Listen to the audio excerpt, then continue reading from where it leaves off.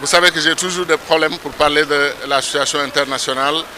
Étant ancien ministre des Affaires étrangères, je ne veux pas qu'on dise que ce que j'ai dit est le point de vue du gouvernement sénégalais ou du peuple sénégalais parce que je ne suis pas en position de défendre les points de vue du gouvernement sénégalais. Ce que je peux dire au nom du peuple gambien, au nom du peuple sénégalais, au nom de tous les peuples africains, c'est que le premier geste du président Jammeh est le geste que tous les Africains ont adoré, ont salué.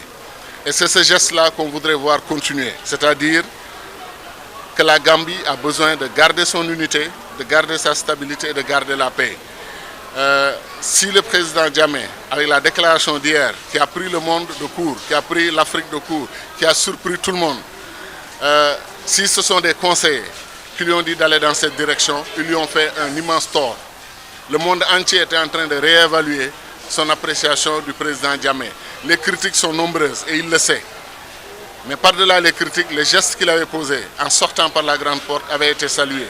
S'il revient sur cette question, cette position, ça va créer une crise mondiale, une crise, un tremblement de terre en Gambie et en Afrique. Et d'après ce que je comprends dans la réaction des Africains et dans la réaction du monde entier, c'est que personne n'acceptera qu'on fasse marche arrière sur la question de la Gambie. Un président a été élu démocratiquement, ce n'est pas nous qui l'avons dit, c'est le président Jammeh lui-même qui a pris son téléphone, qui a appelé et qui a félicité M. Barrow. Et sur cette base, il est difficile de revenir en arrière et de laisser tomber. Le Sénégal et la Gambie, un seul peuple, deux États. Ce qui fait que nous ne pouvons pas être indifférents au problème de la Gambie. Et nous demandons au président Jammeh de le comprendre comme tel. Nous ne nous tairons pas, nous ne garderons pas le silence et nous ne laisserons pas aussi le peuple gambien se faire attaquer par son propre pouvoir. Maintenant, j'utilise des propos encore modérés pour une simple raison, c'est que j'ai des amis à travers le monde qui me demandent qu'est-ce que vous pensez de la situation en Gambie, qu'est-ce qu'on peut faire, etc.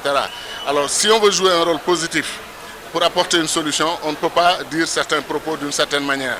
Mais honnêtement, je suis très choqué et je partage la surprise de tous les Africains. L'Union africaine a condamné, a dit que la déclaration d'hier était nulle et non avenue. La CEDEAO a condamné. Tout le monde a condamné. Et le Sénégal, mon pays, bien entendu, a pris une position courageuse que je salue et que je soutiens et que j'encourage. Maintenant, une déclaration de principe ne suffira pas. Il faut qu'on aille beaucoup plus loin. Beaucoup plus loin, ça veut dire quoi? Ça veut dire que le peuple gambien doit savoir que le premier peuple au monde à lui manifester sa solidarité, à l'accompagner dans cette crise et dans cette épreuve sera le peuple sénégalais. Parce que nous sommes tous des Sénégambiens.